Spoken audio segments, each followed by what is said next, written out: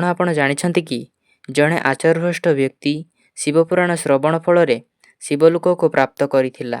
ଚାଲନ୍ତୁ ମୁଁ ଆପଣମାନଙ୍କୁ କହିବି କିପରି ସେ ଶିବଲୋକକୁ ପ୍ରାପ୍ତ କରିଥିଲା। ଶିବପୁରାଣ ମାହାତ୍ମ୍ୟର ଦ୍ୱିତୀୟ ଅଧ୍ୟାୟ।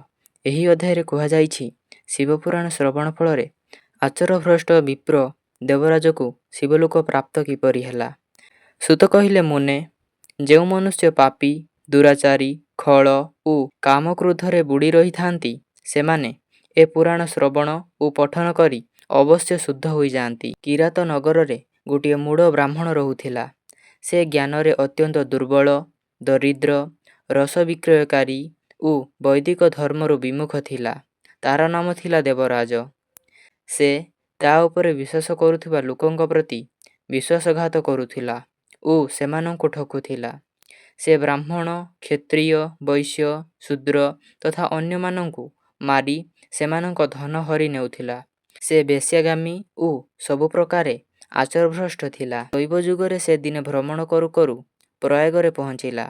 ସେଠାରେ ସେ ଗୋଟିଏ ଶିବାଳୟରେ ରହିଲା। କିନ୍ତୁ ତାକୁ ସେଦିନ ଜ୍ୱର ହୋଇଗଲା। ଜ୍ୱର ହେତୁ ତାକୁ ବହୁତ କଷ୍ଟ ହେଲା। ଜଣେ ବ୍ରାହ୍ମଣ ସେଠାରେ ଶିବପୁରାଣ କଥା ଶୁଣାଉଥିଲେ। ଜ୍ୱରରେ ପୀଡ଼ିତ ଦେବରାଜ ବ୍ରାହ୍ମଣଙ୍କ ମୁଖରୁ ଶିବପୁରାଣ କଥାକୁ ନିରନ୍ତର ଶୁଣିଲା। ମାସେ ପରେ ଜ୍ୱରରେ ପୀଡ଼ିତ ହେବା କାରଣରୁ ତାର ମୃତ୍ୟୁ ହେଲା। ଯମରାଜଙ୍କ ଦୂତମାନେ ଆସି ତାକୁ ନେଇଗଲେ। ଇତିମଧ୍ୟରେ ଶିବଲୋକରୁ ଭଗବାନ ଶିବଙ୍କ ପାର୍ଷଦଗଣ କ୍ରୋଧିତ ହୋଇ ଯମପୁରୀରେ ଆସି ପହଞ୍ଚିଗଲେ ଏବଂ ଯମଦୂତଙ୍କ ହାତରୁ ଦେବରାଜକୁ ଛଡ଼ାଇ ନେଲେ। ଶେଷରେ ଗୋଟିଏ ଅତି ଅଦ୍ଭୁତ ବିମାନରେ ବସାଇ ତାକୁ କୈଳାସ ନେଇ ଶିବଙ୍କୁ ସମର୍ପି ଦେଲେ।